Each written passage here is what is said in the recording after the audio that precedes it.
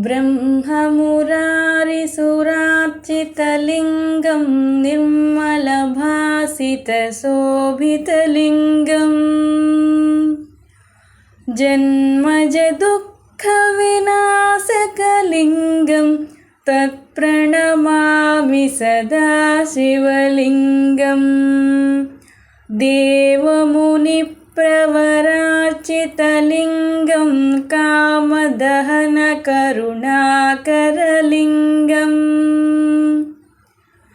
रावणदर्पविनाशकलिङ्गं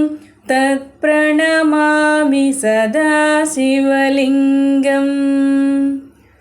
सर्वसुगन्धिसुलेपितलिङ्गं बुद्धिविवर्धनकारणलिङ्गम्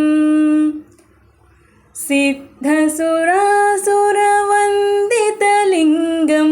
तत्प्रणमामि सदा शिवलिङ्गम् कनकमहामणिभूषितलिङ्गं फणिपतिवेष्टितशोभितलिङ्गम् दक्षसुयज्ञविनाशनलिङ्गं तत्प्रणमामि सदा शिवलिङ्गम् कुङ्कुमचन्दनलेपितलिङ्गं पङ्कजहारसुशोभितलिङ्गम्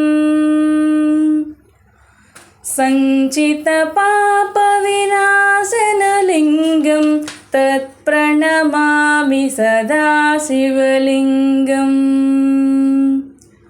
देवगणार्चितसेवितलिङ्गं भावैर्भक्तिभिरेव च लिङ्गम् दिनकरकोटिप्रभाकरलिङ्गं तत्प्रणमामि सदा शिवलिङ्गम् अष्टदलोपरिवेष्टितलिङ्गं सर्वसमुद्भवकारणलिङ्गम् अष्टदरिद्रविनाशनलिङ्गं तत्प्रणमामि सदा शिवलिङ्गम्